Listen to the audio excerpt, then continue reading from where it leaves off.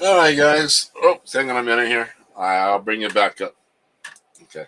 All right, guys. Welcome to House of Truth Ministries and Christian Witnesses. Um, Tonight, we're going to be doing our talk on Burning Man. But for those who might be new to our show, uh, House of Truth Ministries is about sharing the gospel in various venues. So we'll go to college campuses, we'll go to swap meets, farmer markets, wherever we can set up some biblically based literature, and we talk to people and hand literature out and see where that goes. Christian Witnesses is about sharing the truth of the gospel with those that are caught up in false religious systems or heretical teachings and so forth. So that's where that is. And all right. So tonight's guest is going to be Steve Matthews. And I want to also encourage you guys to go back and review his other talks that he did over the last couple of weeks. And also, we are going to open up, I'll put a link in the chat. So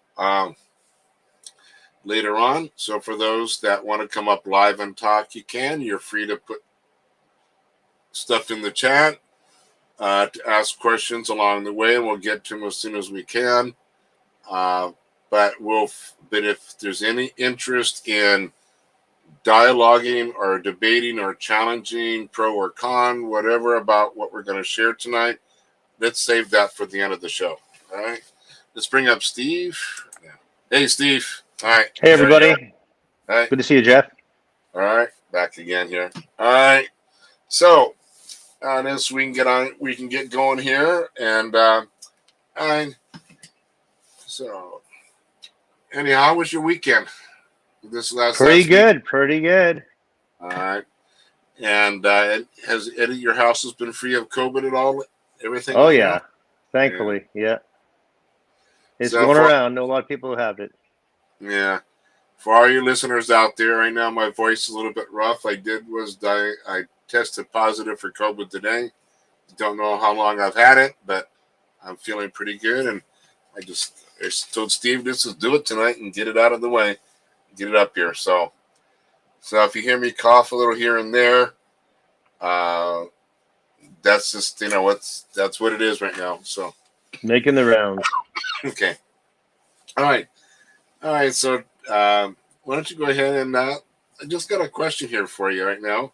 It says, well, first of all, we've all heard about the Burning Man. Can you tell us exactly what about it is? Burning Man?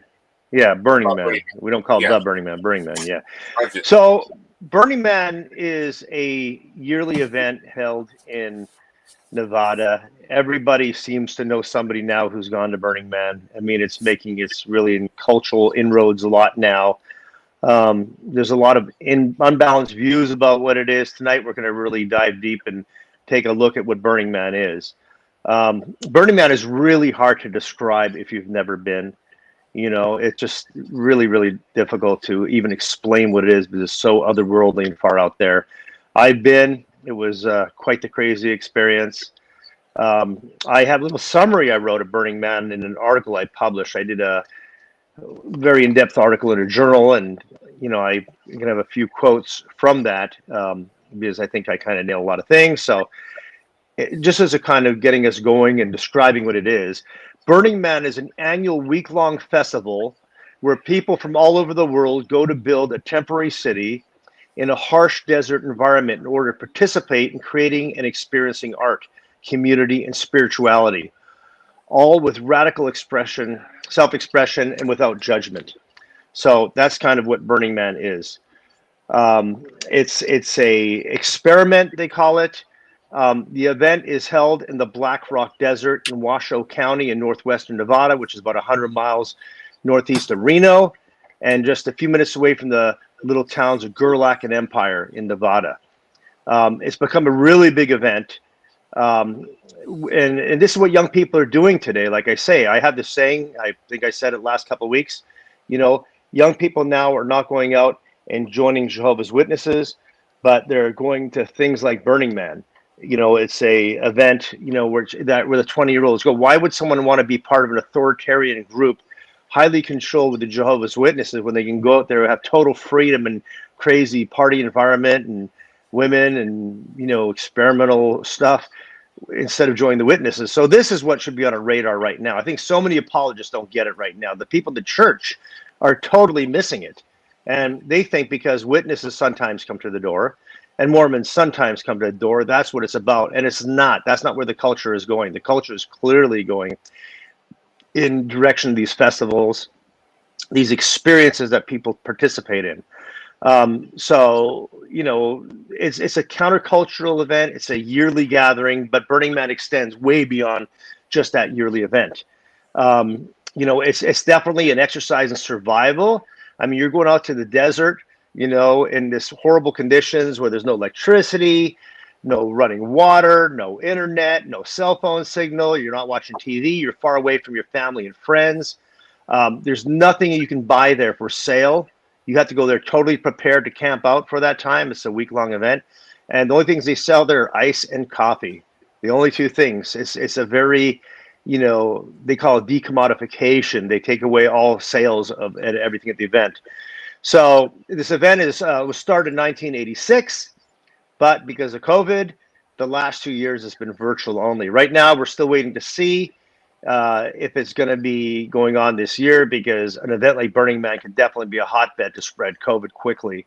And when you're far out there without all the medical supplies and everything, it could be a very bad situation. So it's been virtual. We'll get into that in a little bit. Burning Man is one of what they call of a transformational festival.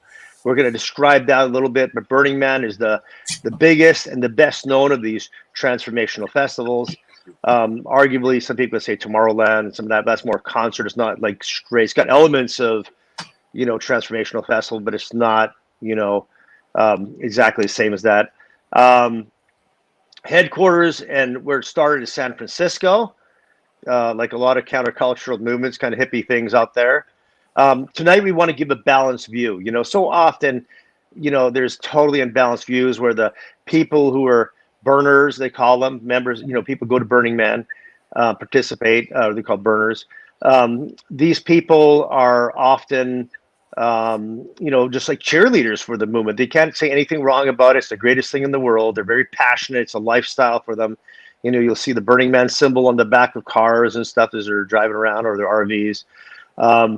So, but then at the same time, a lot of Christians will have these ideas, like they'll think it's like, you know, 80,000 people going out in the middle of the desert to worship the devil and Satan. It's not really like that. The truth is kind of in the middle. So we don't want to be sloppy. We don't want to be sensationalistic. We want to accurately describe what this event is. You know, it started off as an anarchist movement, you know, several years ago, where people would just be driving cars like at 100 miles an hour high on cocaine while they're shooting guns out the window, just crazy stuff like that on the desert. We'll get into that. But now it's become like a worldwide movement. They've got a whole thing. They want to take it off the playa. The playa, the Spanish word for beach, right?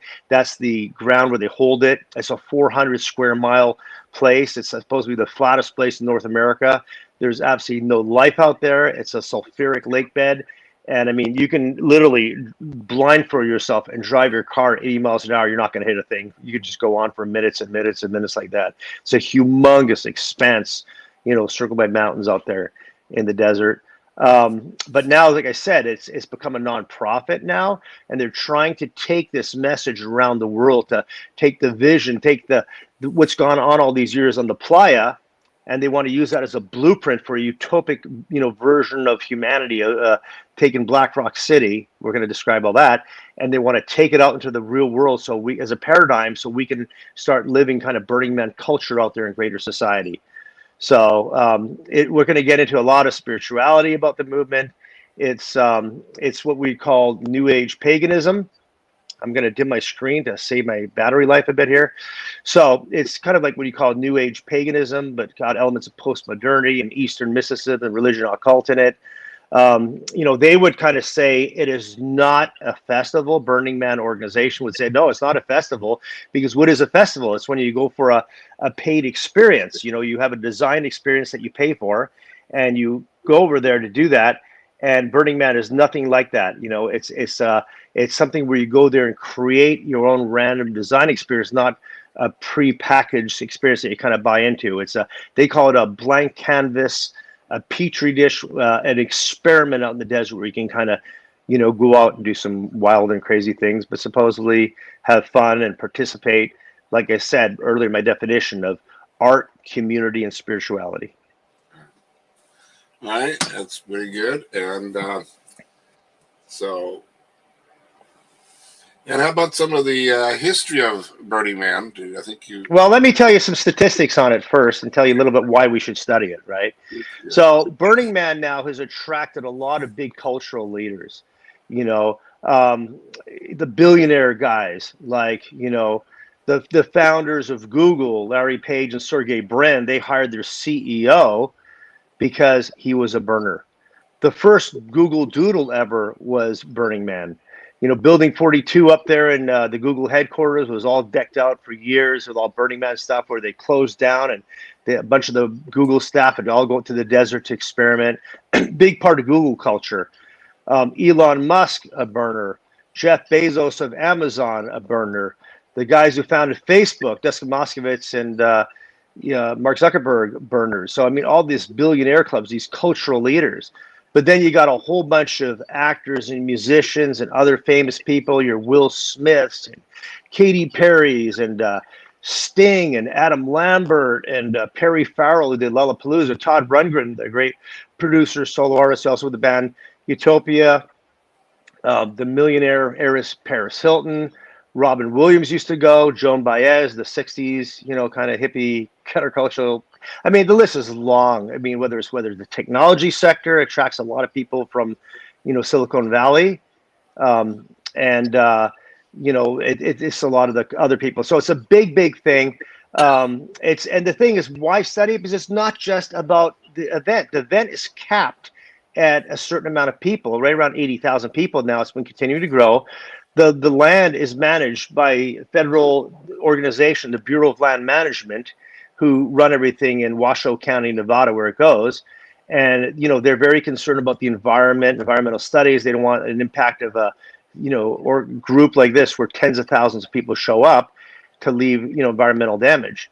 So, they monitor it, they cap a bit, but I mean, there'd be a lot more people than just 80,000 people if it was unlimited tickets. I mean, since 2011, the event's been selling out, and tickets will go out on eBay and Craigslist for like many times the value of a ticket. Because people are desperate to go. This is almost their religion, their lifestyle. They really got to go to that.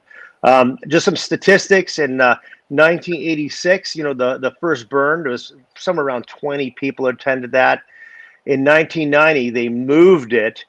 So first off, we're gonna go into history a little bit. They were gonna try to do it in San Francisco. It got shut down. There was 800 people showed up, but then they took it out to the Black Rock Desert, Nevada. We'll get in that history, and there was 80 people there. In 1996, Wired magazine did a front cover story on Burning Man. It gave a lot of exposure to the public. Say, hey, this thing's going on. People didn't even know this thing existed. It's by word of mouth. They don't advertise or anything like that. And then 10,000 people showed up in 97. And then at the last burn before COVID in 2019, we had 80,000 people. So you can see the arc, from 20,000, 8,000. But the thing is, this event, like I said, it sells out, but it's really going on in many, many places because of what they call regional burns. So even though it sells out, there's burns held on 5 continents, many, many countries, everywhere from Lithuania to Israel to, Africa, all over the world. And they have these Burning Man gatherings there. And then after the big annual event that they have in the United States, there's people from around the world that come to Burning Man. It's pretty wild. You go there and you meet people from Greece and Italy and South America. Everybody, it's wild. So after, they have another bunch of events called decompression. So the purpose of that is you're living out in the desert for like a week, and you're just living with burners where there's, I told you, camping out. There's no electricity, no internet, no water, anything. You're kind of surviving out there. So they have to kind of give you this way to kind of readjust to normal life again and keep that Burning Man spirit alive. And they do that through decompression, which is an event which they hold all over the place too. So Burning Man is not just an event. It's a pretty huge multi-million-dollar organization with a giant budget. tracks a lot of A-list celebrities and tech thinkers, cultural leaders. And as I said, also is manifested in these regional burns, decompressions, and other Burning Man events too. Right. So, So, what are some of the activities that go on there? oh gosh, well, there's a bunch of stuff, but I mean, before we get there, why don't we define a few things first, like transformational festivals? I think it's really important for people to understand them. I sent you actually an outline of some notes, and I'd encourage you to kind of pay attention to keep the flow going, because you're kind of jumping over a little bit. But the transformational festivals is pretty important that people understand what that is. So Burning Man is one of many, many transformational festivals. It could be around 150, some sources say, but actually it looks like it goes into the hundreds. And these transformational festivals, these multi-day outdoor events, which usually involve camping, and these things take place around forests, around lakes, around desert, like Burning Man. And people go out there to participate in a transformation, like the name says. These festivals provide a immersive experience. So when we say transformational festival, Burning Man being a transformational festival, it implies it's a festival, even though Burning Man doesn't like it, but hey, kind of is. It can be a retreat, it can be looked at a lot of ways, right? So participants go there to create a new world, a new identity, and creativity is on display everywhere. Participants, they try to often seek a connection with nature, and they like to look for a feeling of oneness, of transformation, of higher consciousness. Kind of the whole growth pattern they're kind of looking for over there, spiritual growth. I have a list of a bunch of festivals that are popular besides Burning Man. There's one in California called Lightning in a Bottle. That's pretty big too. Another called Sonic Bloom. That one's in Colorado. The Envision Festival, the Ethos Festival, Shambhala, Earth Dance, Fairy World. Yeah, they really into that. Symbiosis, Lucidity, Wanderlust, the Oregon Eclipse, the Global Eclipse Festival. Some of these are multi-location, like Wanderlust. Then there's Shakti Fest and Bhakti Fest. That's kind of a more yogic, devotional thing. What goes on at these transformational festivals? Well, some examples are like there's a lot of what they call visionary artwork.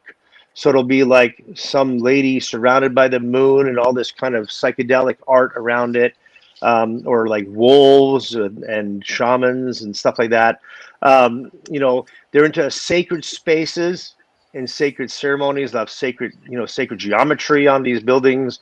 Like they have a temple of consciousness at the Lightning in a Bottle. There's workshops where they'll meet in groups and they'll talk about Eastern-based topics and alternate wisdom, old wisdom, and stuff like that. They'll have a lot of groups will have guided meditation and yoga sessions. Yoga is often a big theme of these things. There's a lot of them we're going to get into. They're into drum circles where they get together and kind of vibe out and bang the drums and get all kind of high off that. They have DJs who do these dances with electronic dance music, EDM, to electronic music. They go on all night, and that kind of rhythmic, hypnotic kind of beat is a big part of it, where people kind of will say that you kind of raise your consciousness through that hypnotic, repetitive beat. And there's a big focus on these events of emotional and spiritual healing. These groups are very far from being Christian. They're very counterculture by nature. They kind of are a lightning rod to pull people who are into conspiracy theories, Eastern mysticism, Marxists, all that fringe crowd, where they want to get away from the traditional stuff, like the traditional family, traditional government, traditional religion, traditional economics. They kind of want a whole different spiritual thing about that.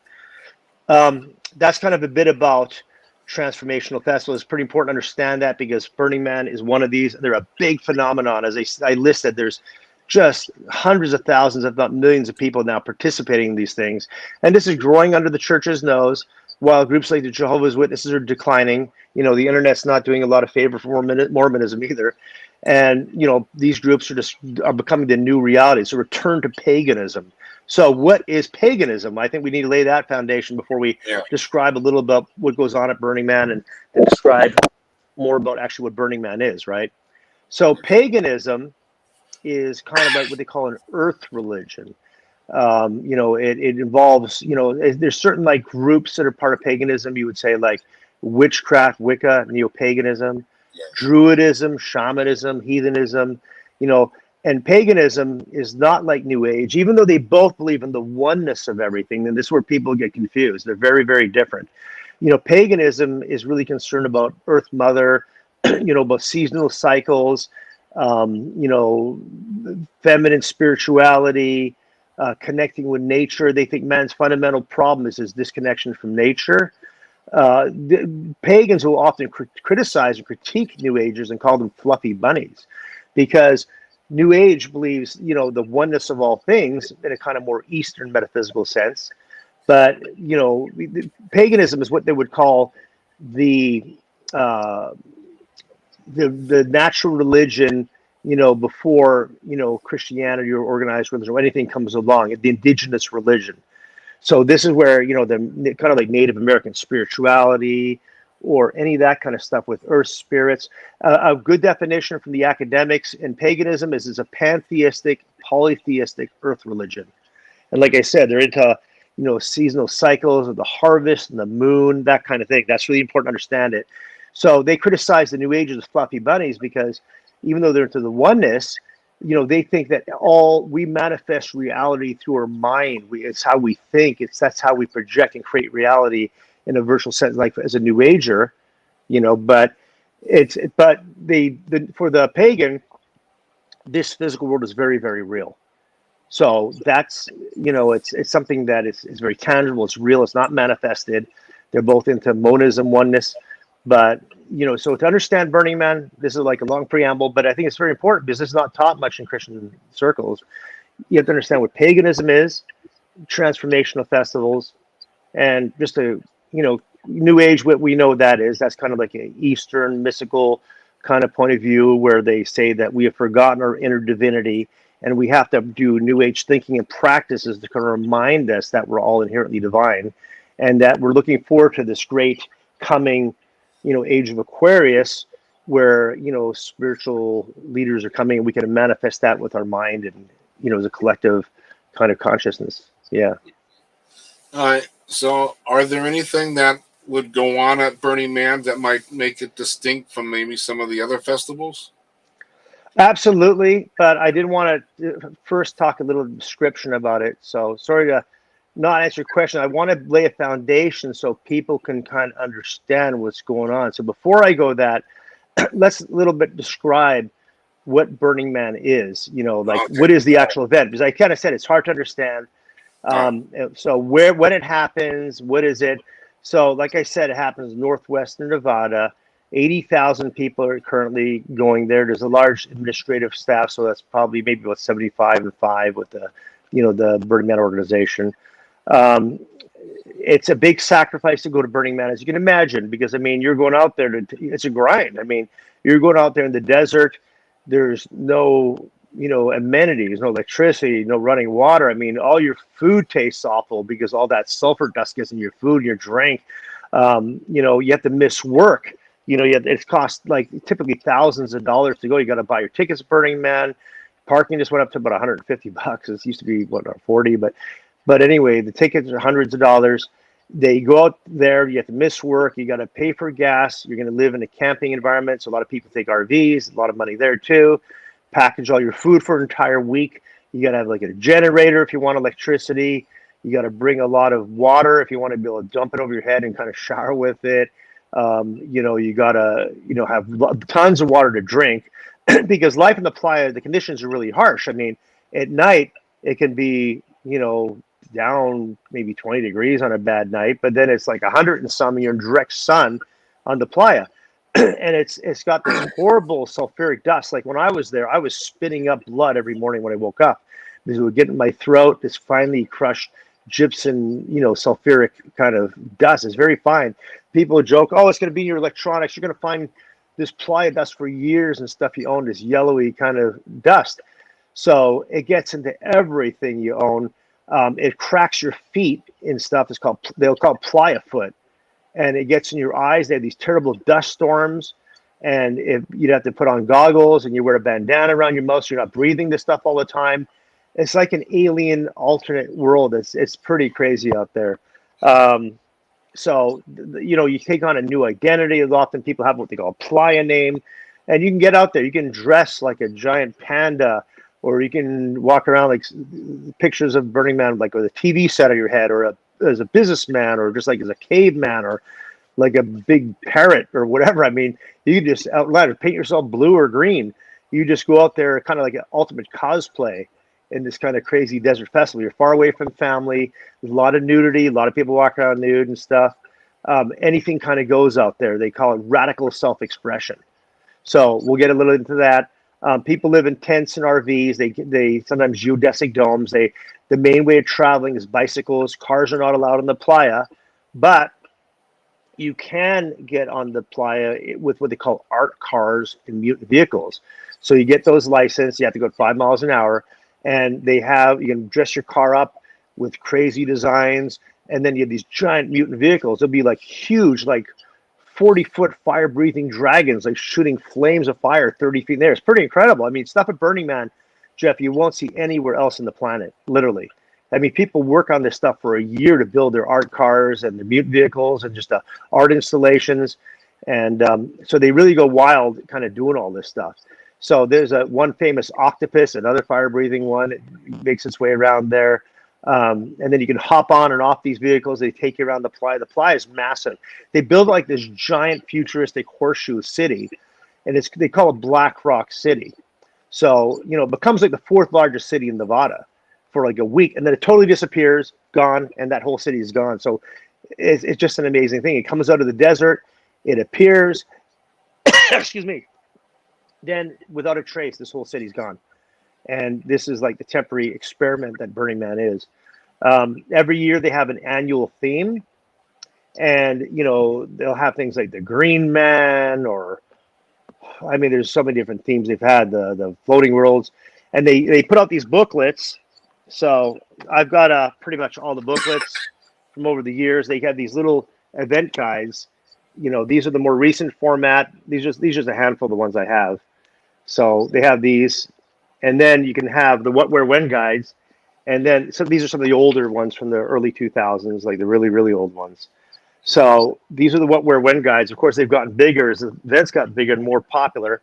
So what they'll do is they'll list all these workshops and events you can go to. And a lot of them are just like for partying and having fun. A lot of them are absolutely vile raunch that I can't even read on here without the show becoming very X-rated.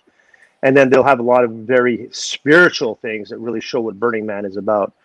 So they have an annual theme, and then a lot of the theme camps, they call them theme camps, where you pitch your camp with your friends, you all go there, you take up a space and park your RV or cars. And then on that site, you have, it could be like Angry Birds camp, or some deviant sexual one, or a giant Buddha, or whatever is there. So you set camp, and then often these themes will often follow the annual theme. And then you have art installations. So a lot of stuff centered around art, like I said. So you have the art installations, the theme camps, the art cars, the mutant vehicles. It's like so some people go to Burning Man because they want to, find women and do a sexual thing. Some people want to go there because all the incredible art that they get to participate in, build and show off and experience other people's art. Some people go there because they are committed to the concept of the 10 principles, which we're going to get into. That's like the core teachings of Burning Man. That's their mission, and that's what they want to take around the world. Some people go there to grow spiritually. I mean, people go there for a lot of different reasons. So in Burning Man, Saturday night, everybody gathers together, and at the middle of this giant horseshoe, dead center, they have this giant wooden man. That's the Burning Man. And you can see him pretty much from all over the city. He lights up at neon at nighttime. It's about 40 feet high, usually on like a 40-foot base. They can vary over the times. Often the annual theme will be, what they're sitting on. So they had like a giant spaceship a few years ago for the annual theme, and then the man was standing on top of that. They have all kinds of incredible things. And then they burn this man down to the ground on Saturday night. And it's a big party, and everybody's there, screaming. A lot of people are drunk and dancing around, running around naked and having a party. And this man, they light it on fire, and it takes a little while for the thing to be consumed and fired as effigy. And then the thing just crumbles and falls. and it doesn't have a real meaning. It means whatever you want it to kind of mean. It's kind of your own postmodern thought. But then the other thing is, since the year 2000, it's become a very spiritual event where they've introduced a temple, which is like the spiritual heart of Burning Man. And I'm going to cover that in a minute. But the temple is, where people go there to have spiritual experiences, this sense of connection. It's a sacred space. And they burn this huge temple down to the ground on Sunday night. And it's a very different experience than the burn with, the Saturday night experience. Everyone's running around and partying and screaming and having fun. In the burn, I swear, you have 80,000 people sitting there in dead silence while you hear the popping and cackling of the wood kind of breaking apart as this temple burns ground. You don't even hear so much as a cough. It's dead silence. It's a very reverential, spiritual kind of experience. Kind of like if you go to like a war museum, you don't speak loudly, you speak in hushed tones. It's a sacred space to them. So it's become a very spiritual movement. It didn't start off that way. It started off like drugs and partiness and sheer hedonism. Since 2000, it's become a party thing, and it's still an evolving movement. All righty. And what? So let's talk about, you want to know what goes on. Excuse me. You want to know what goes on kind of at Burning Man. Like, we kind of describe what it is. Big festival. Black Rock City arises from the dust. The man is dead center in the middle of that, Black Rock City. We have a temple. You're there for survival, nothing for sale. And it's very friendly and inclusive, where people, you meet someone you've never seen before from whatever country. And then, it's what they call a gift economy, where nothing's sold. So somebody needs his bicycle tire patched. You do that at your camp as a service, or you do massages, or you have absinthe alcohol, or you give, haircuts, whatever you need, it's a giving. And they have this idea of like an anti-capitalism where there's no exchange of money. And, you have this gifting through these different camps and individuals. So you meet fast friends there, real sense of community to your fellow burner. You're all up there for the same reason. It's, for the most part, it's pretty peaceful. So what goes on over there? Well, like I said, so we'll cover a little bit about that in more detail. Now we know what Burning Man is, all that. So it's a lot of partying, a lot of drinking, a lot of drug experimentation, a lot of nudity. The Washoe County Sheriff monitors the event for, bad stuff that obviously is going to go on. And when you get that many partying drunk people out there in the middle of the desert, far from culture and society, you're bound to have some problems. So this monitored kind of by them, a lot of undercover agents and stuff like that. So that's why people are a little cautious about the drug stuff they have there. And I have a quote here on something in that big article I wrote in the journal. A number of subcultures, I can give this to you to help understand it. A number of subcultures come together to create Burning Man. Rave culture, tech culture, primitive culture, new age culture, hippie culture, nudist culture, business culture, pagan culture, queer culture, and so on. All these diverse cultures come together to form an experimental culture in a temporary community, which sometimes the organization describes as a petri dish, like I said before. So you're putting all this stuff in the mix. There's no rules except the 10 principles. We're going to get into that. So you're going to, they all night partying, some real famous DJs, Diplo and different ones will come there and, do it on the stages till like all night long. You got to bring earplugs at Burning Man because there's music 24/7. There's noise 24/7. It's really tiring. You're out in the sun and lacking in water. You can dehydrate out there. The temple, there's tons of amazing art. We said that already, and people work on it all year to prepare for it. But the temple is the same kind of thing. People plan all year for the temple experience too. We're going to get a little bit there. The temple is basically an instrument of healing. I'll describe that now. So basically, they build this incredible structure. They're different every year, and they're genuinely beautiful structures usually. David Best was the first one to do the temples, but he's an artist, but they'll do these incredible works of art when they burn down eventually. And it's kind of like, bittersweet because you got this amazing piece of artwork, but they burn it. The man they just can build, but not the intricacy of these amazing detailed temples. So what people do is when they experience loss, this is their way of coping with their loss. They'll go into the temple and they'll write on the walls of the temple the name of a loved one they lost. Or they'll put like little notes and poems, paper in that temple to be burned. And, sometimes parents, like if they have a child who dies, like a crib death, they'll bring their child's favorite toy and leave it in there. Or if some girl lost her brother overseas, she might bring his dog tags in there and leave it in the temple to be consumed. All these kind of things. So their thinking is when the temple burns, it creates a break with their pain. It's kind of like the Japanese paper boats thing, where they write their pain on the boats and they set it down the river and set it on fire as they go off. When it goes off, what happens is they supposedly creates a psychological break that they're not having that pain anymore. So it's their instrument of healing in the temple. That's their way of, redemption. We have a different way of redemption and dealing with pain, but that's their way of redemption. So that's the temple. It's an instrument of healing. I said they have a lot of workshops. They're a real smorgasbord of events, spiritual, alternate health, permaculture. I mean, all kinds of political, all kinds of stuff. There's kind of two theories of Burning Man. I wrote down, I'll read that to you. The two prevailing theories about Burning Man. Why do they do it? Helps explain it. Well, the first theory is this event is a type of blow-off valve in people's lives where they can go get away from it all and vent out there, take on this new identity in an anonymous way. We're far away from home, and they can construct an alternate reality in this world. The pressures of family, life, business can be left behind as you get to go express yourself. You don't feel comfortable with these things in what they call the default world. We'll explain that in a minute. And then you can kind of go there non-judgmentally. The other theory about Burning Man is people have, like I alluded to before, a real sense of mission to spread globally the 10 principles, the core values of Burning Man around the world. So some people go there to party.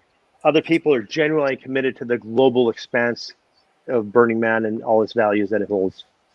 That's good. Is there anything... So it's hard to describe, but I hope this is becoming helpful as you're starting to and painting a picture of what goes on out there. And it's this crazy party world, but there's art, there's friendship and community and sharing, but it's also got a dark spiritual underbelly to it too. That's good.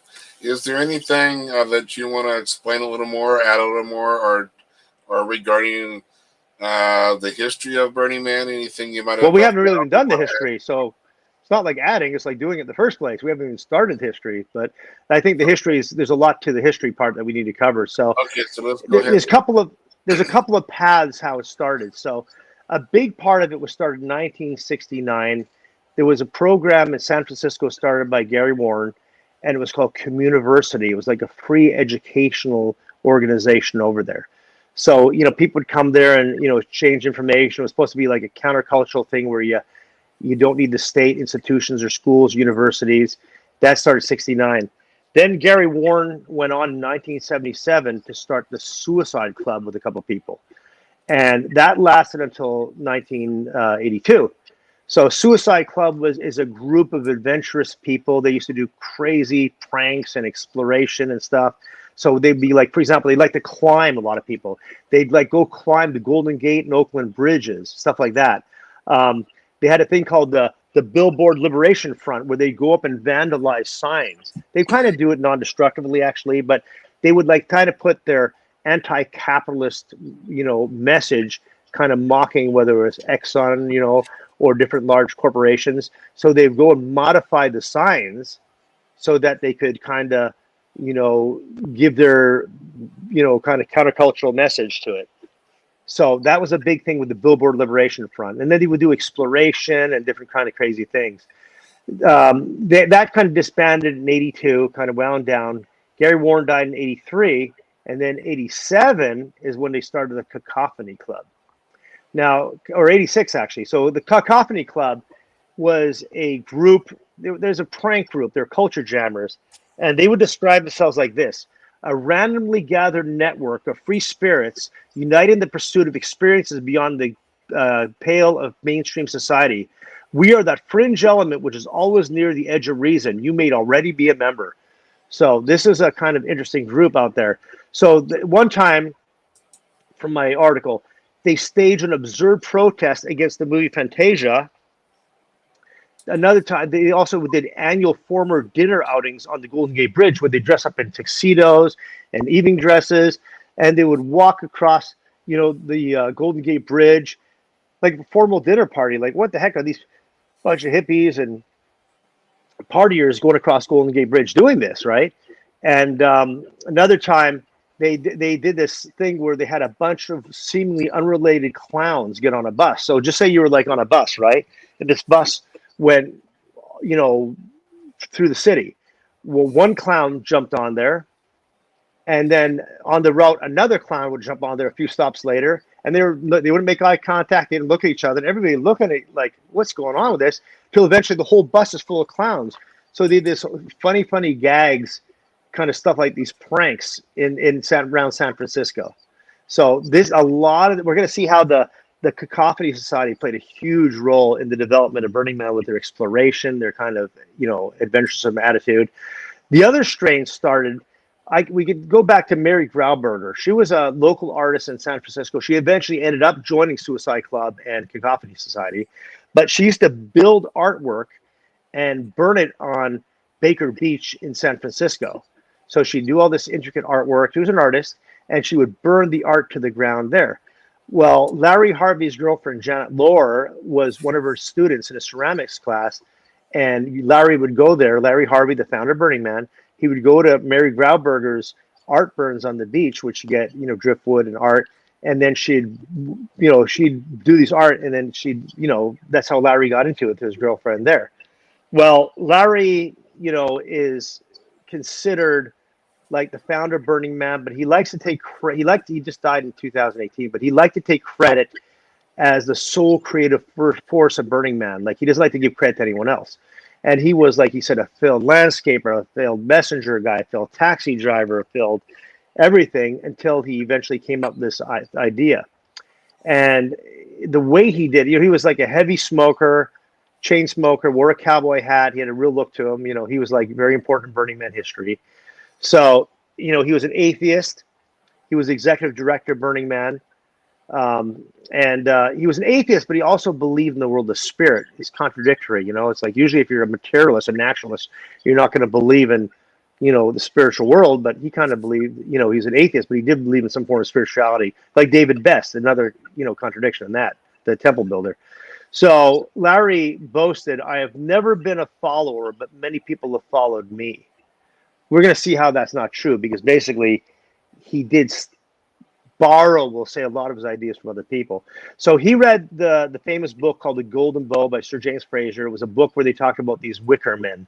I don't know if you know what that is, but people would build, like, you know, pagan kind of druidic groups would build these giant figures, and they'd put people inside these figures and they'd burn them down. And that takes place in the 1973 British horror movie. It was really good, actually, called The Wicker Man, which Larry used to watch too. So he read the book and he watched Wicker Man. Real quick, did they make a remake of The Wicker Man? With Nicolas Cage. I think it was like 2011. Yeah. I saw the remake. Yeah. The original one is pretty cool. It's pretty dark. They're all pagans. It was a Christian policeman, actually, and he end up getting burned to death in that movie. But yeah, so he goes up to some Scottish Isle.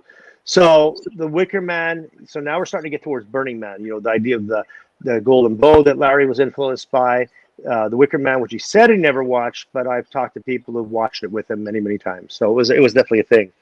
So 1986 is the year Burning Man starts. Like I said, in Baker Beach in San Francisco, and you know, Larry and his friend Jerry James one day decided to build a wooden man as a spontaneous act of self-expression and burn him on the beach.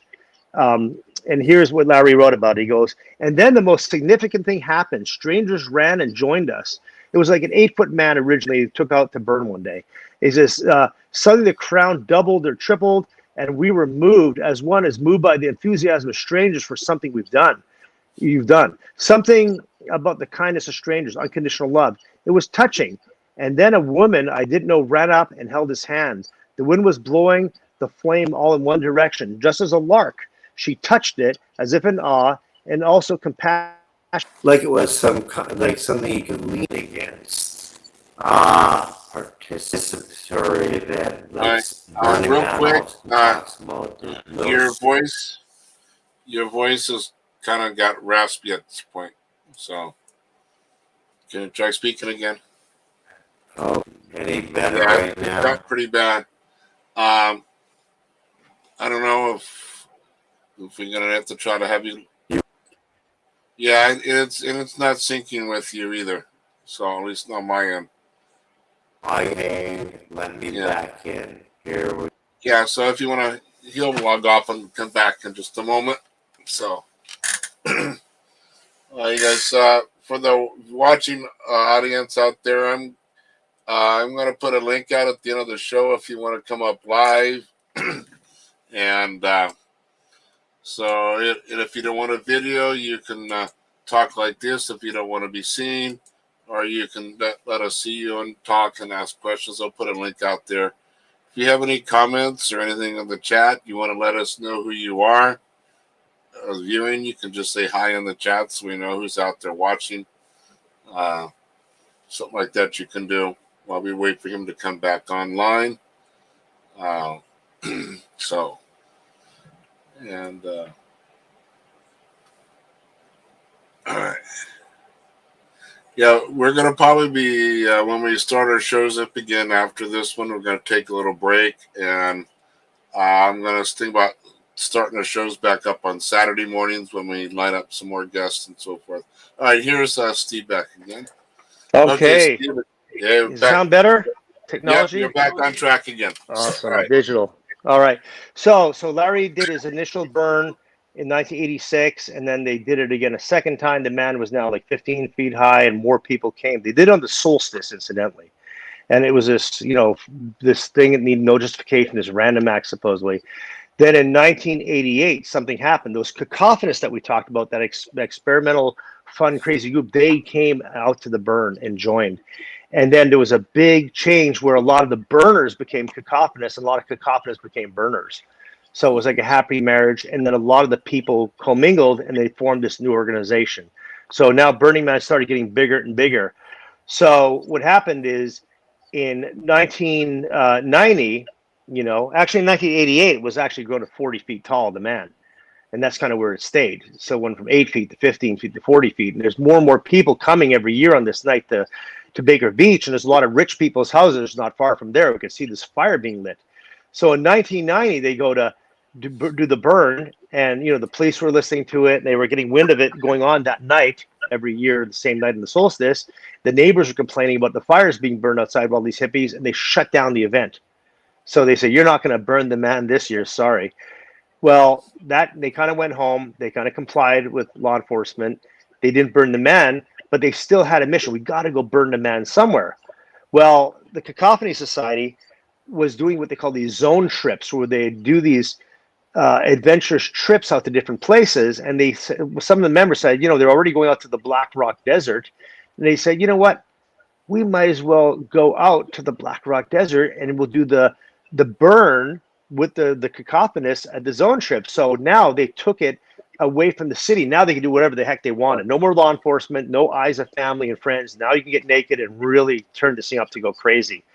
Early days of Burning Man, like I said, people would drive, they're high on coke, driving 100 miles an hour across that desert. They take TVs and blow them up with explosives and shotguns out in the desert. It was like a crazy anarchist party out there. People were so high, and now they can do whatever they want far away from everybody.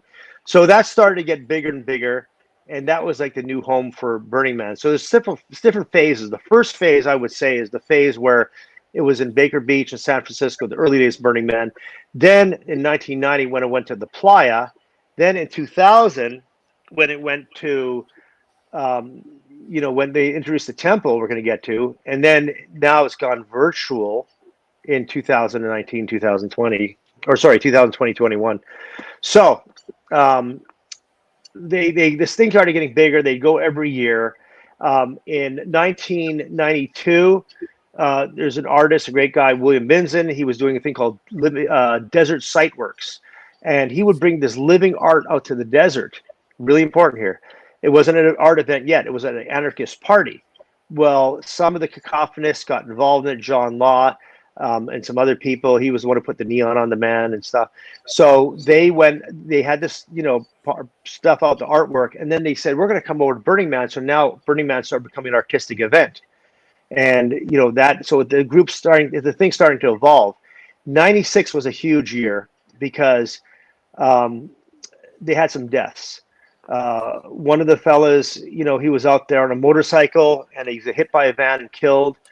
Other people are driving, really fast in the dark. Like I told you, there's no life and everything. It went right through a tent and killed a couple of people. And it really changed Burning Man forever at that point. They wasn't at Black Rock City. There was no horseshoe-shaped city yet. And they said, now we got to bring structure and liability and organization. We're going to put a city in Burning Man, Black Rock City, and have all these rules and regulations now. So everything kind of changed in 96. They actually canceled it for 97. They held it at Fly Ranch right nearby, brought it back in 98. Now it's getting bigger and bigger and bigger.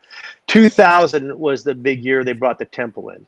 So it started off as a little structure. A guy called Michael Heflin, a few days before the burn, he was killed. And then they said, we're going to take the structure and we're going to turn it into a remembrance place where people can get spiritual healing and remember of Michael.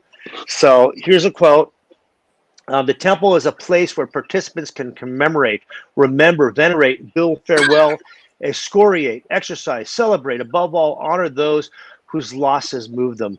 Parents, friends, loved ones, ancestors, the unborn, those who choose to exit this plane by the hand. In short, anyone who has a loss, that means everyone, is welcome to pause and meditate on the meaning of pain and loss. That's in the temple. So it's a very profound thing to them to do this. So the temple started getting bigger and bigger, and the Black Rock City has gotten bigger and bigger. Black Rock City is kind of outlaid like a giant clock.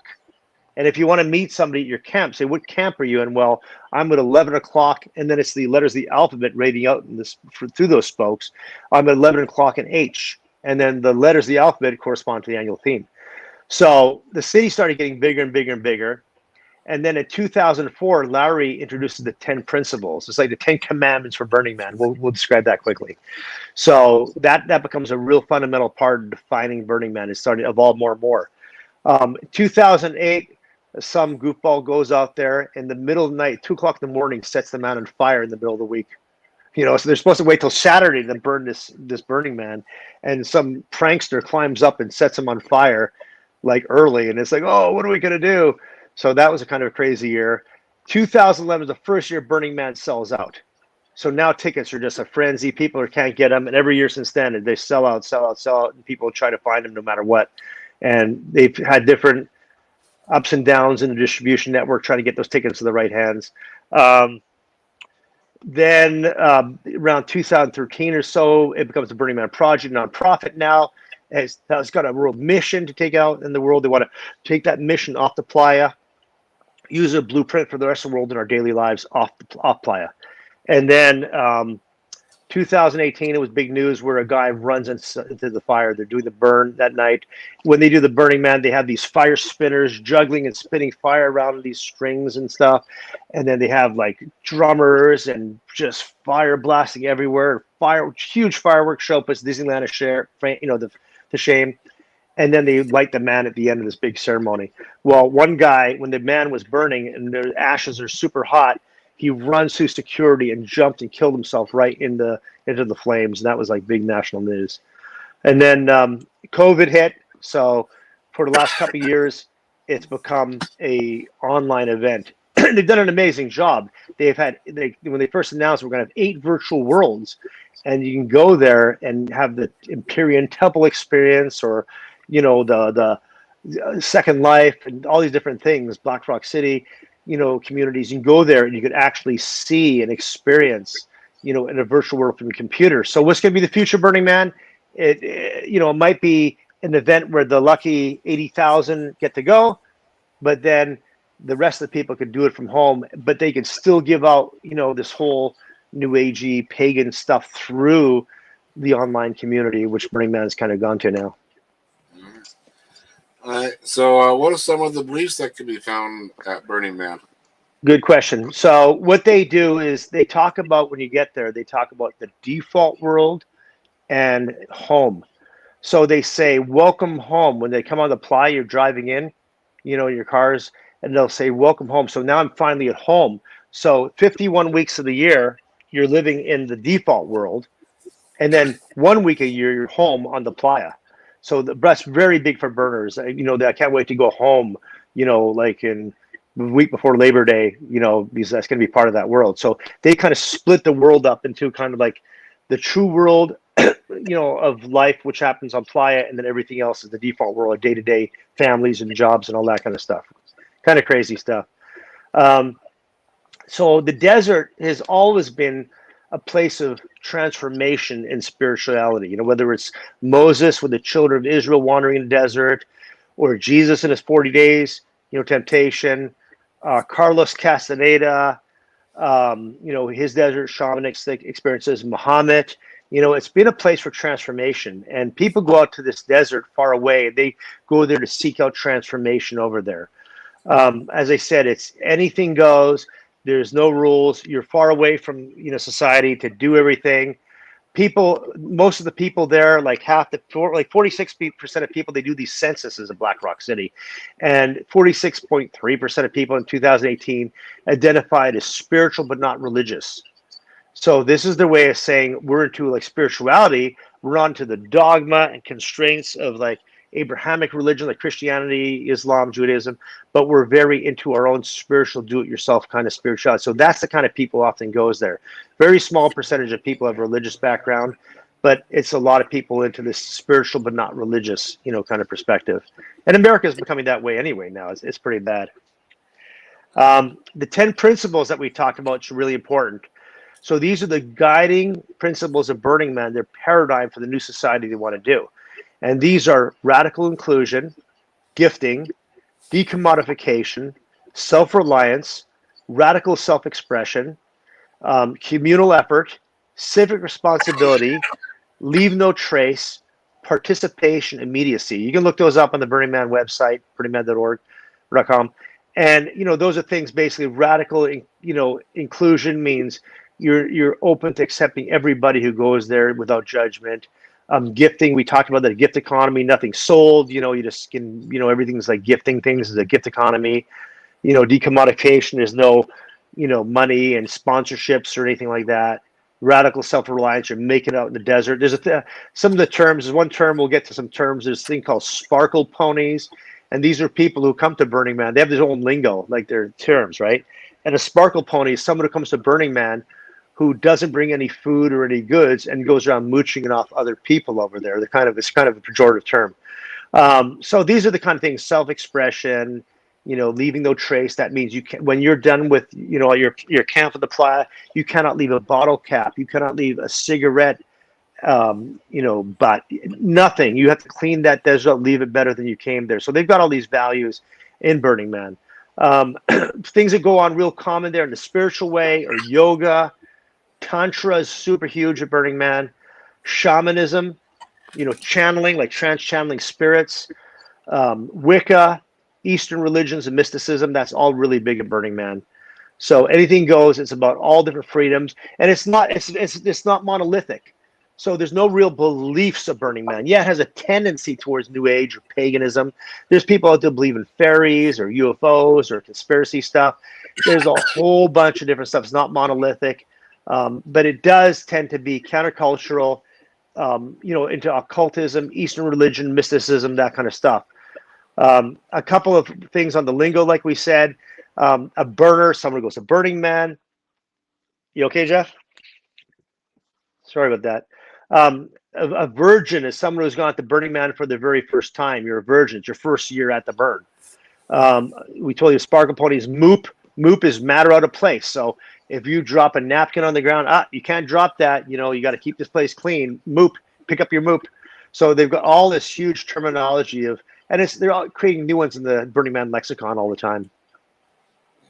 Yeah, pardon me if I mute myself once in a while. If I have to cough, just for those that might not know, I came down with COVID. This tested positive. Oh, today, so. Wow. Just kidding. So I know it's not. We pray for you, brother. At this point, it's not a big deal. That I don't want my occasional cough to disrupt the flow of what you're saying or be interrupted in some way. So I'm going to mute myself once in a while if I have to let a cough go. So absolutely, that's the way it is right now. So what are some of the good things about Burning Man right now?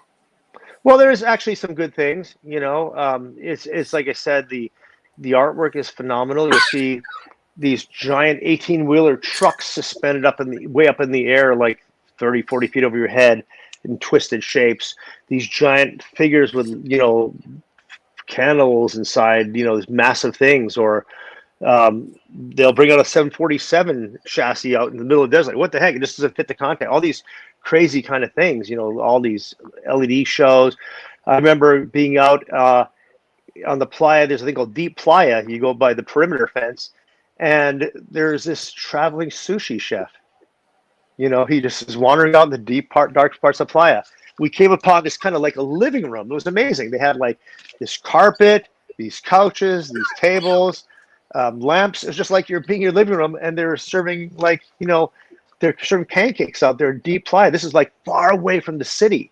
So this is like the whole city at night comes alive. I mean, the bicycles, people dress them up with electroluminescent wire called L wire, like red, blue, pink, white, whatever. And all these bicycles, you see them spinning, and then you have these fire-breathing mutant vehicles, and the beats and music everywhere. Light, the whole city comes alive at nighttime. You can see it just probably for miles. It's amazing. But then as you ride off in your bicycle to the Deep Playa, it gets darker and darker, and that music gets fainter.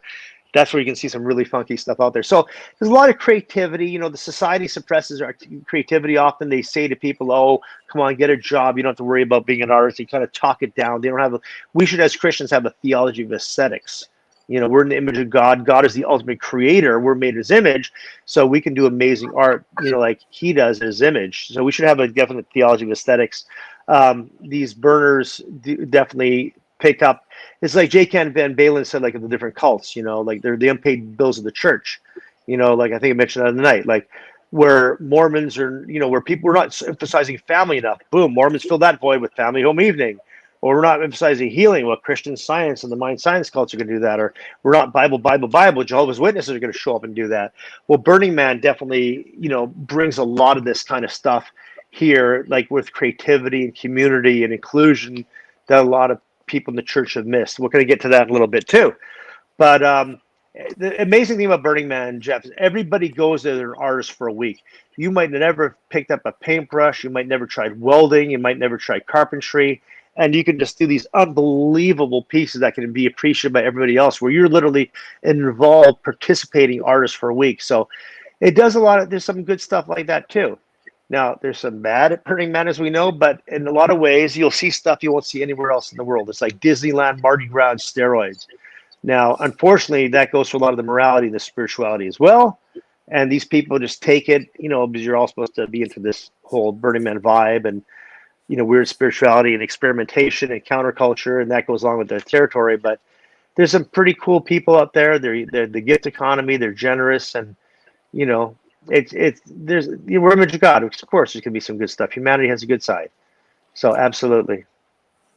Yeah. So what would be some of the problems? I know we covered some good things. What problems do you see with Well, there's quite a bit. I mean, there's rampant immorality, hedonism. It's kind of crazy because normally when you think about spirituality, you think of like a kind of self-discipline or asceticism. This is what I call the kind of Burning Man paradox. There's all this getting drunk. There's overdosing on the playa and massive alcoholism and orgies and all kinds of crazy stuff. But when you talk about spirituality, like I said, it's like a self-denial, that whole kind of way of doing it, especially since they're in the Eastern religion. A lot of those are kind of asceticism, right? So that's kind of like that paradox that goes on. People can do whatever they want. Like when I was on the playa, first thing I saw was two naked guys holding hands with penis piercings going off to a channeling seminar where you can channel spirits to their bodies. It's like, whoa, pretty wild stuff that would not take place in the default world, as they call it, in mainstream society. One thing was really bad where the district attorney got involved a few years ago. I think it was 2012, where they had a father had a naked 12-year-old boy riding around being paraded on the front of the art car. And, he was arrested and stuff. But just this anything goes mentality. I mean, it's, they think they can do anything, anytime, any place. But, not all burners would do that. But the point is, this is what arises from what they call Burning Man culture. They love talking about Burning Man culture, the 10 principles, and the whole experimentation, petri dish, blank canvas of Burning Man allows you to experiment like this. Well, guess what sinners and fallen people are going to do? They're going to do a lot of crazy dark stuff. So, when I was there, I saw fights. There's people overdosing. There's a lot of rapes that go on at Burning Man too. By the way, there's a lot of girls scantily clad out there in the hot weather, and at night they'll go out into deep playa in the dark. And there's a lot of guys. One of the girls in our camp, she was raped, and then she was taking a picture of the guy, and he took her phone away from her. But I mean, it got so bad with rapes that when you come in, like I said, you get these booklets when you come in. They also give the Bureau of Erotic Discourse would give out a rape guide, what to do in case you're raped on the playa. I mean, it was becoming such a common problem out there. And, for the PR of the organization, they didn't want word to get out that, hey, rape is a big thing, in the playa. But absolutely a real problem on there. People are partying and high and, drunk. And, I mean, it's going to happen. There's a lot of break-ins to camps and RVs and thefts where people do stuff like that. I mean, sin is everywhere. It's going to happen. So domestic violence, the district attorney always has a ton of calls to come in over domestic violence issues too. So it's not just the peaceful, utopia they try to plan it to be, but there's a lot of other stuff too. So as far as the history of Burning Man, I'm pretty critical about them because there's a lot of historical revisionism. Larry, who was a alleged founder, he tried to portray himself as the sole creative force behind Burning Man, but he absolutely took a lot of it from other people, and he never acknowledged them or gave them credit. And he's heard a lot of people doing that too.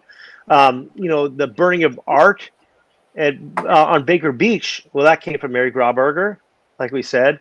The burning of a human figure, that came from the Golden Bow and the Wicker Man, film. They moved the event to the playa. Well, that came from the Cacophony Society. The artwork there, the art festival stuff came from William Binzen and Desert Sightworks organization. His organization, the Zone Trips, came from the Cacophonists and the author Hakeem Bey.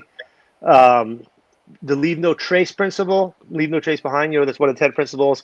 That came from the Suicide Club, which was the forerunner to the Cacophonists and Desert Sightworks as well. The Temporary Community, that's also from William Binzen, was Desert Sightworks, where they go to the desert.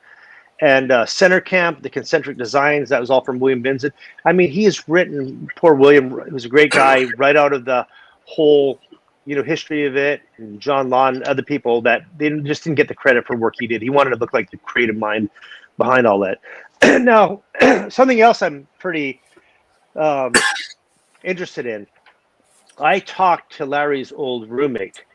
He used to work with Larry. He used to live with Larry. He was a friend with Larry. He helped burn the first man. And he goes by the nickname Flash.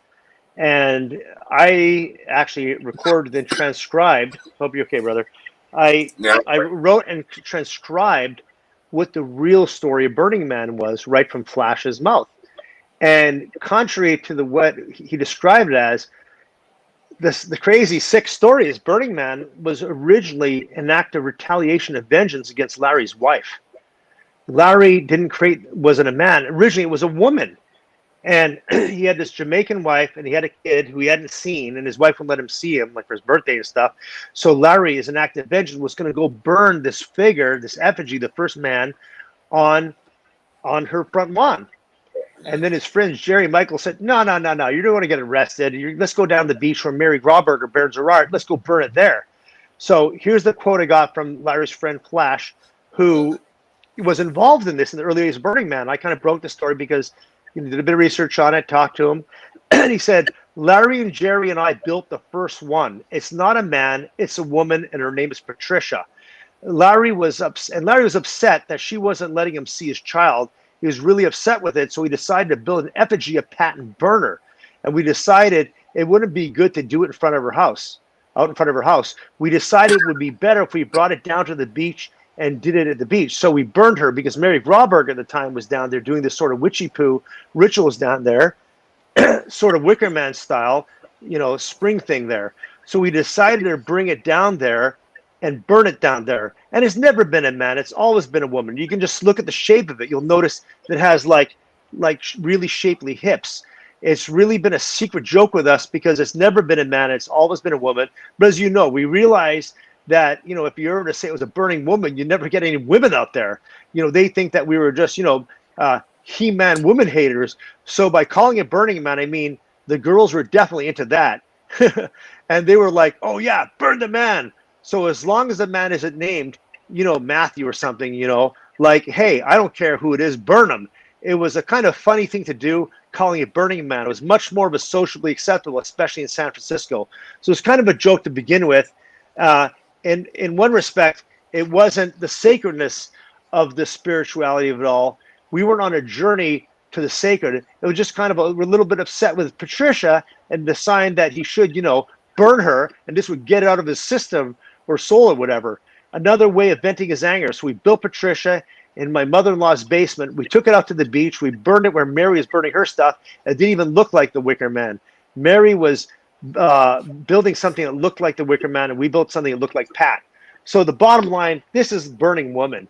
He was doing this as a vengeful sexist act against his ex-wife to create a woman, to kind of intimidate her, like burning a cross with the KKK maybe, right? They wanted to burn it on her front lawn, and didn't kind of end up going that way. So that's kind of the true meaning of Burning Man Unmasked. Yeah. Now, Steve, I believe in your second interview with Mr. Velvin, I think, to try to remember his Ray name. Blevins? Yes. Watchman Fellowship. You actually played the audio of that.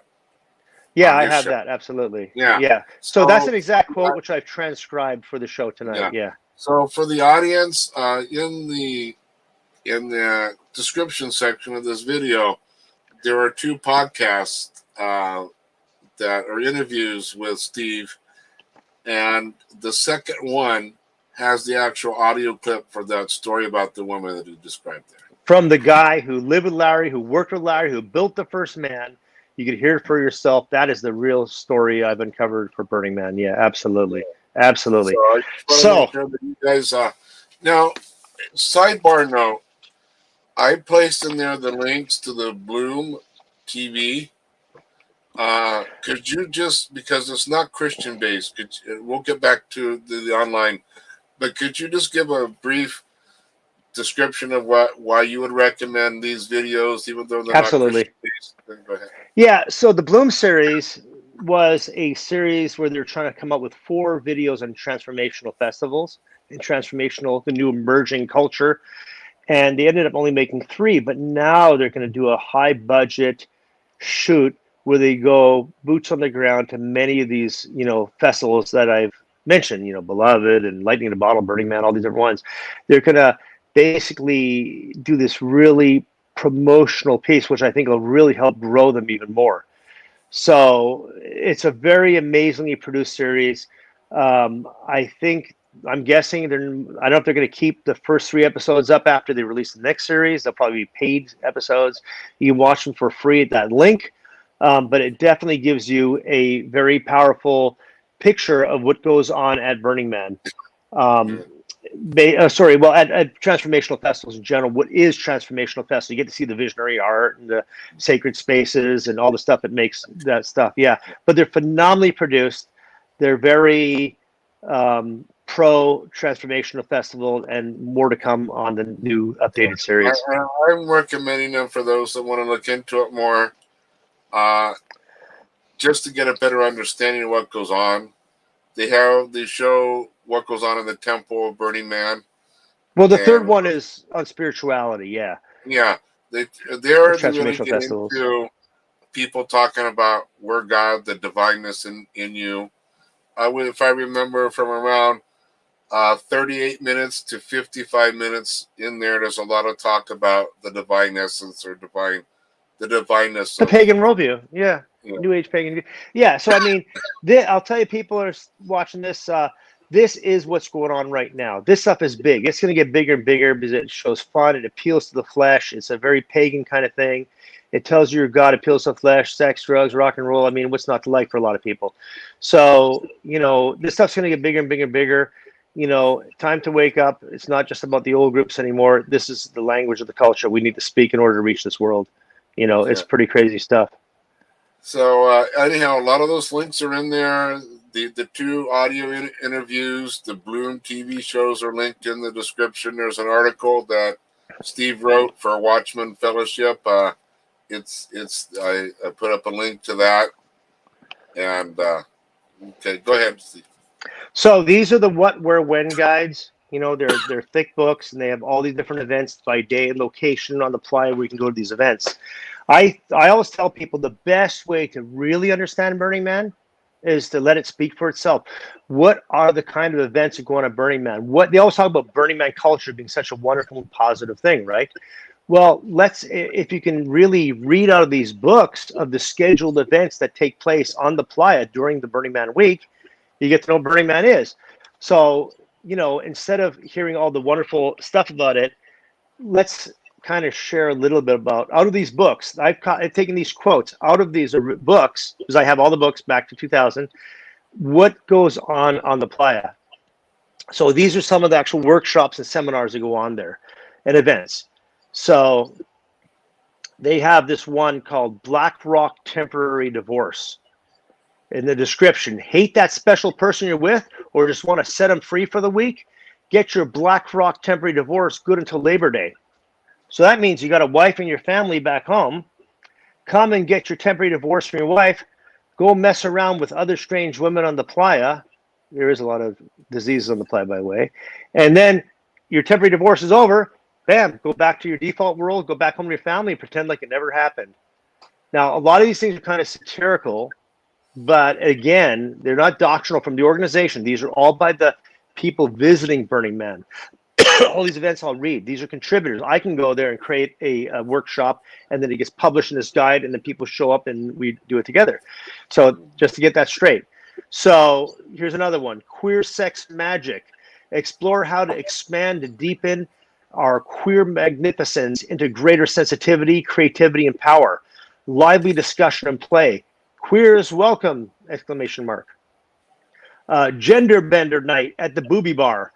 Which sex do you present on the playa? Boy, girl, both, neither? Want to try something new? What does drag mean to you? Come and show us on Friday night. Okay, these are some of the crazy, wild stuff that goes on there. Atoll, A-T-T-O-L. After all, there's only love. That's the name of the camp who hosts this thing. Atoll's famous orgy dome. Come get it on with your playa friends. Safe sex on the playa. Fully equipped, safe sex space.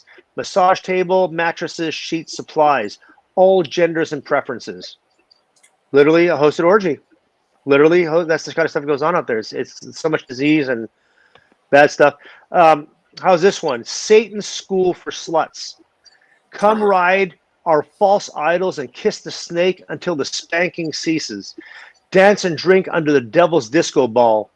BYOC. That means bring your own cup, because at Burning Man is really hot. You hang a cup on your belt often, and that way you can go to camp to camp, get your libation or water or drink to keep yourself hydrated while you're out there partying. So the cup is a big thing.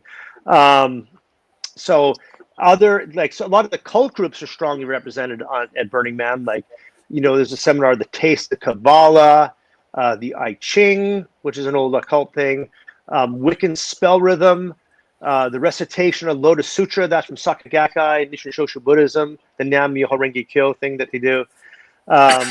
Shamanism, one of the several forms of paganism, is really, really big there. And there's a lot of workshops on there. Here, listen to some of these. Shamanistic healings. This is these workshops that go on throughout the week. Dispirited, stuck, get on your mountain. We channel spirit to clean up negs. Rescue lost souls, get you through your shadow to flow. In group one or on one-on-one, okay? Shaman's path, transmuting suffering. The Kabbalah and Gurdjieff insist with conscious suffering we become truly free. Transmute darkened trials left in our collective psyche. There's another one called Shamanism, Psychedelics, and Neuroscience. Here's one. Animal Totem Meditation. Check this out. Enter into your inner world and find the animal spirit totem power through guided meditation.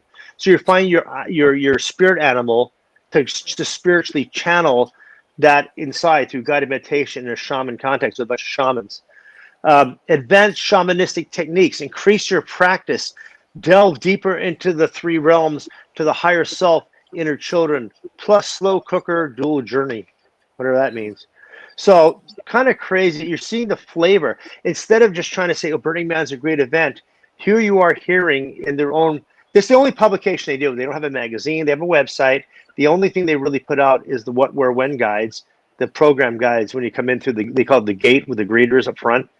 And they hand this out for the scheduled events. Pretty wild. Let me give you a few more. So Tantra is really big there. Tantric meditation. Authentic Tantra, sitting meditation, use your powers of imagination, subtle awareness, concentration, create bliss and Real enlightenment. quick, I'm going to be back in just about a minute as you read through that list. Yeah, Okay. yeah. Okay, Make a gotta sandwich. stop for a moment. Okay, hold on. Absolutely. So here's a few more of the events that go on and give you a taste of what Burning Man is really about, not what they say it's about. Tantra, energy flow, sacred sex. Sex is the most dynamic pathway to God. Now, sex is a big part of this tantric path in Buddhism, like that, tantric Buddhism. Awaken your kundalini and transmute into divine fulfillment. All are welcome to attend, clothing encouraged. Tantric touch for intimate partners. Bring a partner, explore, share techniques with touching, kissing, be bathed. Bring a sheet towel. Involves intimate and erotic touching, partners only. On attaining Buddhahood in this lifetime. Another one, Tantra Tao sexual healing for women. Pretty wild. Now, as I said, a lot of these things that go on Burning Man, I can't even mention. They're so X-rated and perverted, like in the bondage and sexual stuff. You can't even mention some of the stuff that goes on. And I'm kind of giving you the clean, family version of it here as much as I can. Some other things to give you an idea of what goes on there. Losing My Religion, this workshop. Religious dogma can serve to uplift and inspire or separate and control. This ritual will help you to strip away the confining, controlling aspects. There's a lot of irreverence and mockery there. I'd seen Jesus walking around on a cross, this guy, and he had lipstick and high heels, very feminine on a cross, carrying it around, mincing his way down the street. There's a lot of irreverence and mockery of Christianity there. Atheistic, agnostic soiree at Uli Baba's. We all invite hedonists. We invite all hedonists, heretics, infidels, and cosmically confused to a holy communion of his noodly, bodily, savory blood of blended herbs. That's pretty wild. This one's pretty bad. Channeling voices from other dimensions. Hear, feel, experience other dimensions. Learn to channel from other sources. Contact beings for healings. This is Burning Man culture, man. So, that I could go on and on and on. There's really perverted sexual stuff. There's cultic stuff. There's occultic stuff. The shamanism, there's yogic meditation. There's all kinds of healing. There's really perverted orgies, and morally and spiritually, Burning Man culture is pretty darn bankrupt. So, one thing we have to think about is for the burners, often they kind of look within themselves to look to God, but they're not looking up. In the Christian view, we're very beautiful and powerful, creating the image of God, but we're also fallen and dark, and there's world wars and rapes and killings and all that kind of stuff. And in the image of God, we need God. If we look inside, we're going to see a lot of darkness in there, but they're trying to tell themselves, oh, it's God and divinity inside us. I remember taking a tour on one of the big mutant vehicles, and there was a big red sheet with red writing on it saying, "We are God, we are God," in huge letters at one of the displays. It's just unbelievable when you go out there. So my big concern, Jeff, for Burning Man is that people don't even realize this, but this event is so important to these people. They have to be at the festival every year. They have to participate. They do their art, the temple experience, the whole thing. And for them, Burning Man basically has become a replacement for God. That's the bad thing in their life. Just like certain groups will do that, like Scientology or different things. They don't really speak a lot about God, but this is becomes like a replacement for God in their lives. They're not really looking at, the truth of their maker, their creator, the one who gives them moral accountability, the afterlife, all that. They're making, this whole event, this whole Burning Man 10 principles and lifestyle, and the whole, regional burns and their participation with the burner friends. This has become the religion almost. It's a sad substitute, but for them, it's become a replacement for God. Pretty rough stuff. And what do you think that the church can learn from all this, from Burning Man? There's actually a few things, I said, despite the rampant, hedonism and immorality and, pagan spirituality takes place at Burning Man, I made a list here of certain things where they do get things right. The church needs to be a loving, inclusive, welcoming community. Burners are really big on this part. They invite the participation of people and encourage subcultures and encourage the participation in the community. I mean, you think about it, man. I mean, people are driving across the country from New York, New Jersey, to some of these far states to come to Burning Man if they're not flying from around the world. And they're passing like hundreds or thousands of churches on their way to get there, but they're not coming into the doors of our church. Why? Why are they going out to the desert to go have terrible food with no electricity, no water, sunburns, breathing the fly of dust and dust storms and all that? Why are they doing that and they're not setting foot in our church? What is so attractive about that?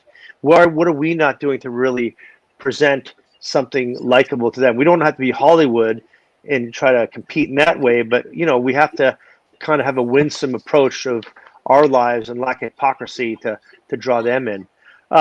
We also need to often as a church, another point is to stress the immanency of God and not just his transcendence. Paganism is very big on immanency. They don't talk about God being out there like Christianity does. Some religions are completely about immanency. Some are definitely about transcendence. So you'll talk about Islam, you can't know God, or Baha'i, or the Kabbalah Center, stuff like that. God is so otherworldly out there, there's no connection to him.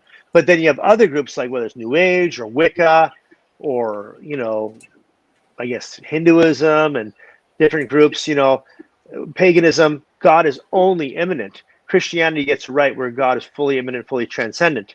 But too often in the church, we just talk about his, transcendence, like God is way out there. And these people who crave immanence, that God's involved in the affairs of men, they're not kind of hearing us talk about that. So they feel kind of separated from God. They want to find God in creation with his pagan kind of rituals. And this misplaced emphasis on his attributes creates a God who's irrelevant in the lives of a lot of these people because we're not emphasizing the here and now, the relational parts of God here.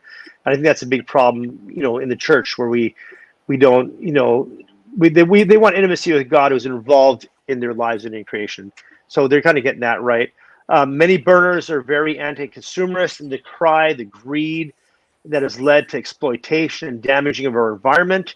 They're correct in caring for the environment, and we need to adjust or be more balanced in our personal perspectives, where these corporations often just want to make more and more money and just destroy the environment. We should be more involved in recycling and doing things that are better. We, as Christians who are supposed to be stewards of the earth, we should be in the forefront of the environmental movement, not just trying to, be so materialistic that we just kick it down to the next generation and do all the damage to the earth. So they're really good about that. They take this principle, leave no trace behind really seriously.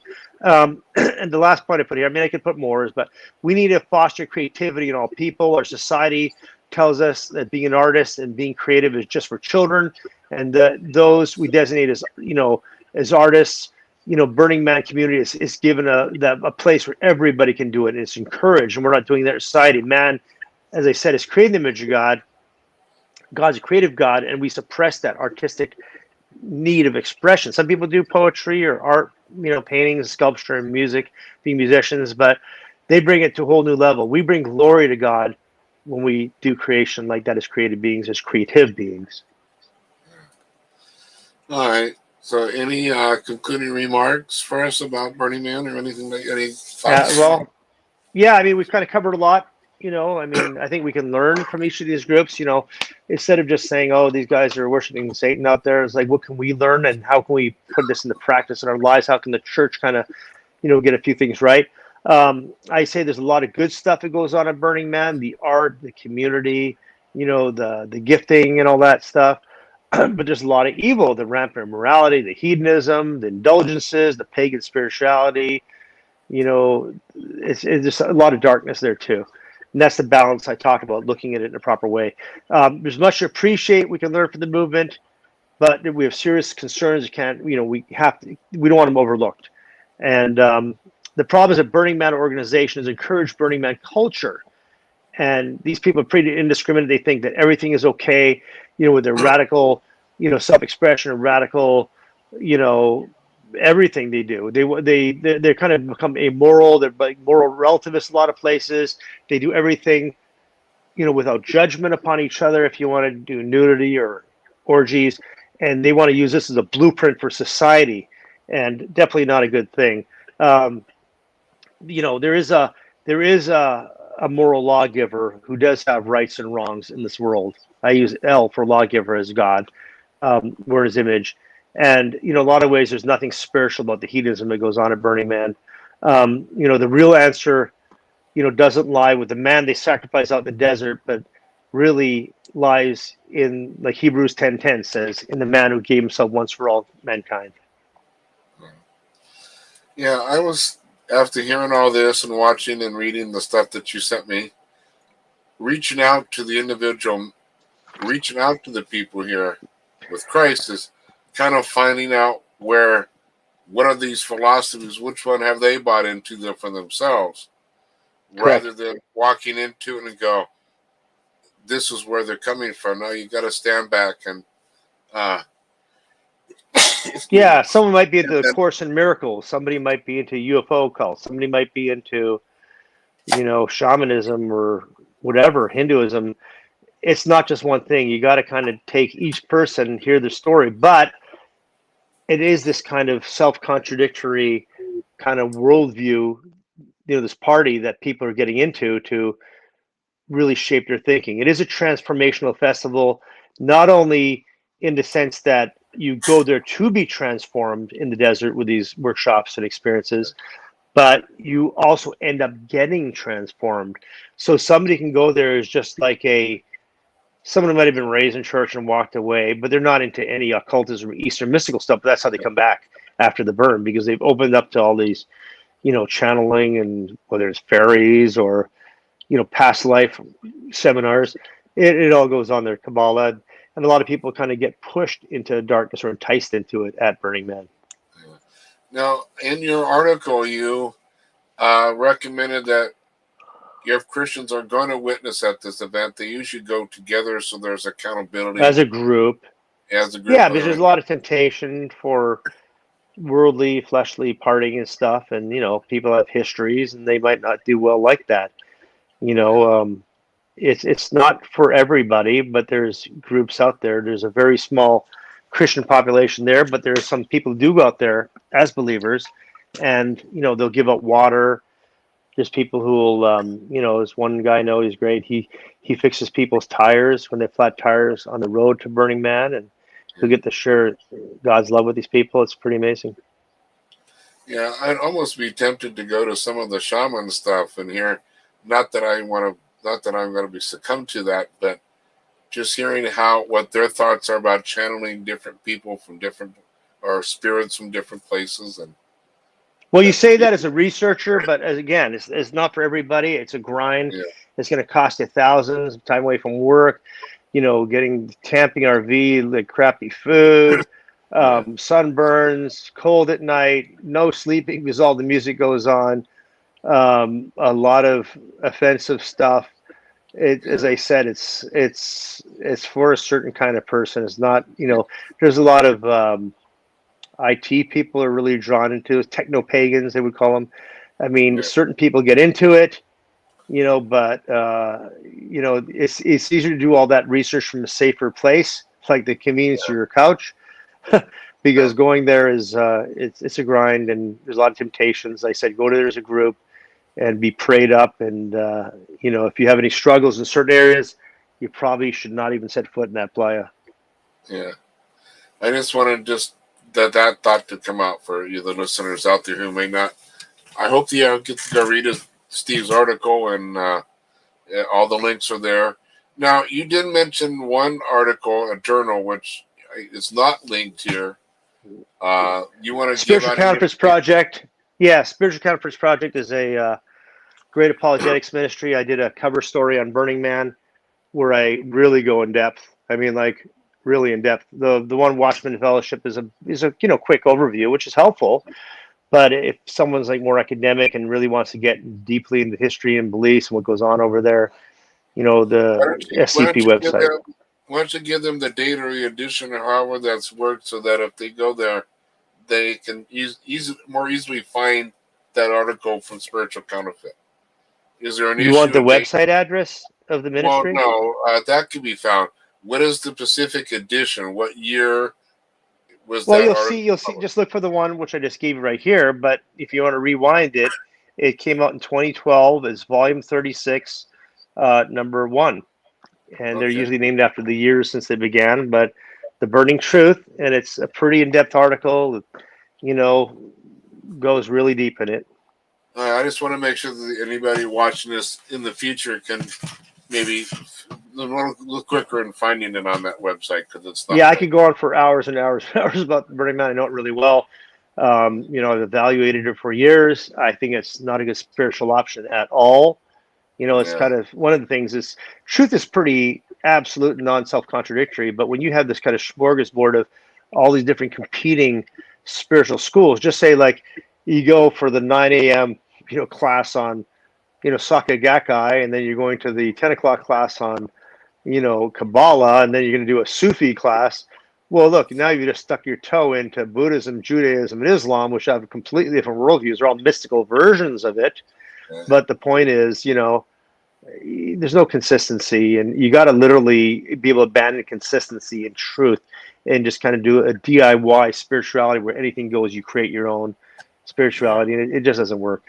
Yeah. God doesn't reveal truth that way. The law of self-contradiction, Yeah. All right, Steve. You want to go ahead and close up in prayer, and then I'll close Well, out it's the your show. show. Do you want to Okay. do it, or do you want me to do All it? right.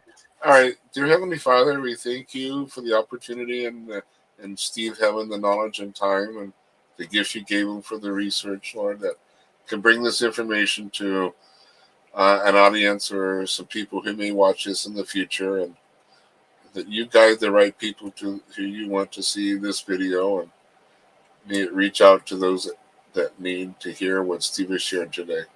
We lift this up in Jesus' name. Amen. So, Amen. all right, Steve. All right, thanks for having me on. All right, thanks. Can you hang on just for a moment in the background? I'll be right with Absolutely. you. Okay, all right, thanks. All right. All right. All right. Thanks for those that were watching during the show, and I just thanks for those who may watch it in the future for giving Christian Witnesses a chance for some of these shows that we posted, audio messages, and some of the live videos. Alrighty, and until next time, just keep checking back on the channel or subscribe if you want to know when any future shows are coming up. And then that'll be the quickest way to get notifications as to when we do something live or when we post another video or audio. Okay, thanks for your time. Catch you guys later.